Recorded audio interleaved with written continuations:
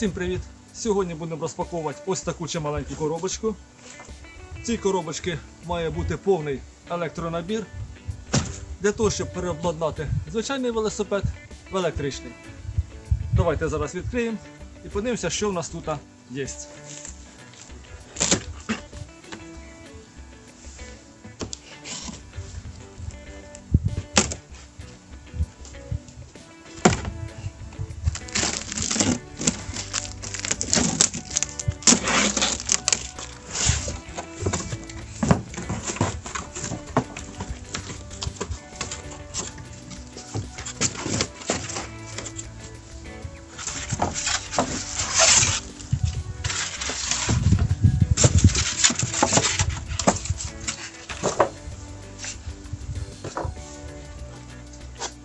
В цій коробці у нас готове вже колесо, набране із посиленими спицями у 26-му ободі, обід подвійний алюмінієвий. Електродвигун у нас на 350 Вт, 36 вольт. За бажанням ви можете замовити комплектацію з любим ободом або купити сам електродвигун і набрати спиці самому. Також можна вибрати абсолютно будь-який електродвигун під ваш гаманець і під ваші потреби. Мається кріплення для дискових гальм. Електродвигун тут редукторний, має обгінну муфту, тому якщо в випадку, коли у вас сяде акумулятор, ви можете вільно собі крутити педалі і нічого не перешкоджає вашій їзді. Воно має чудовий накат. З мінусів такого електродвигуна те, що немає механізму рекуперації. Це коли ви їдете з горки і у вас заряджається від самого електродвигуна акумулятор. Мені це не потрібно, тому я замовив собі електродвигун редукторний.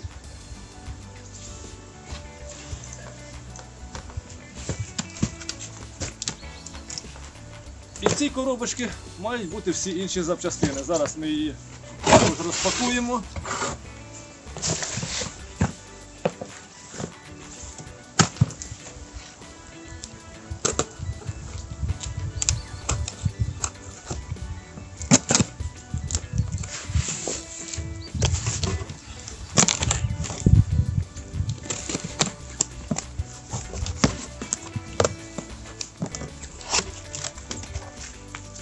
Так, це у нас документація, і поки що в сторону. Так, тут у нас сам контролер 36 вольт і 18 ампер. Ручка газа куркового типу з вольтметром і ключом. За бажанням ви можете собі взяти ручку газа із акселератором на типу скутерної. Також комплект проводів до електродвигуна. Поки що хай полежить.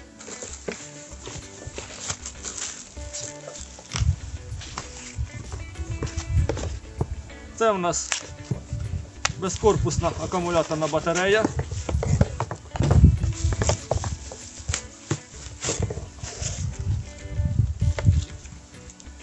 Собі я замовив батарею 10 Ах. За бажанням ви можете собі взяти меншу або більшу. Це також залежить від ваших потреб і вашого гаманця.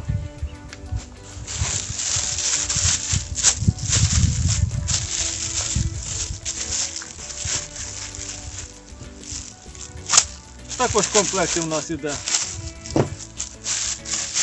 сумочка для самого контролера і акумуляторної батареї.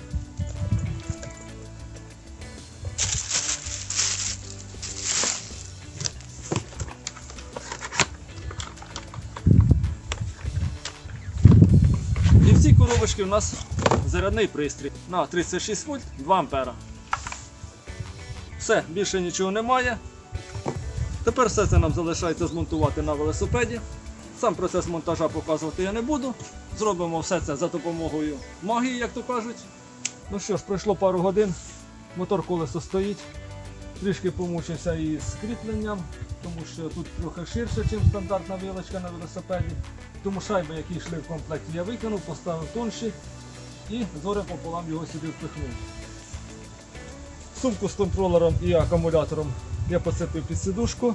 тому що кріплення зроблене під раму, але хоч в цьому місці, хоч спереді, ви постійно цепляєте її ногами, коли крутите педалі, тому вона, як би сказати, мішає. Можливо, в майбутньому я її поцеплю під руля. Курочок газа із вольтметром я поцепив з правої сторони біля зеркала. Пальцем я сюди достаю, проблем ніяких немає. Акумулятор я не заряджав іще, тому як витягну із коробочки, зараз показує 41,1 вольта. Тяга досить пристойна.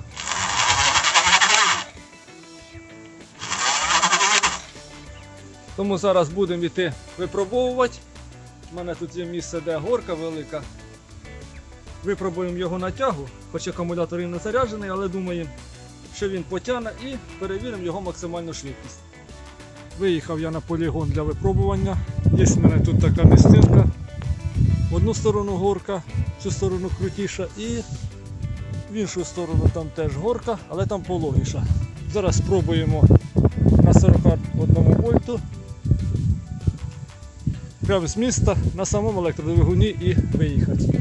Подивимося, наскільки хватить в нього потужності.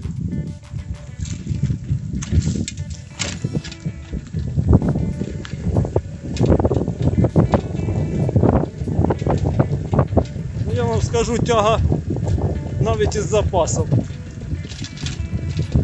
Можна сказати, що я навіть і не почув.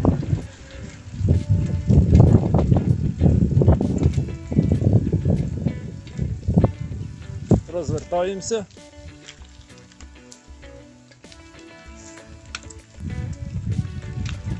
На самих педалях відчувається все-таки навантаження.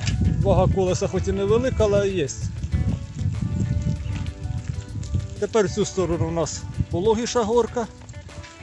Знову тиснемо газ до кінця і їдемо на самому акумуляторі.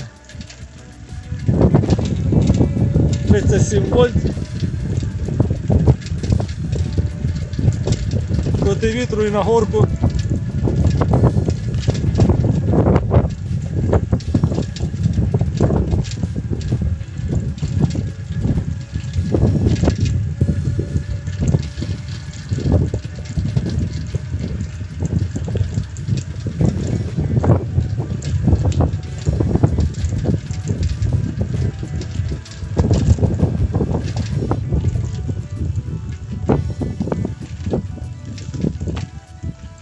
Жодних проблем. 350 Вт цілком достатньо для того, щоб їздити з роботи на роботу, навіть не використовуючи педалі. Він з легкістю вас тягне, навіть відчувається і запас.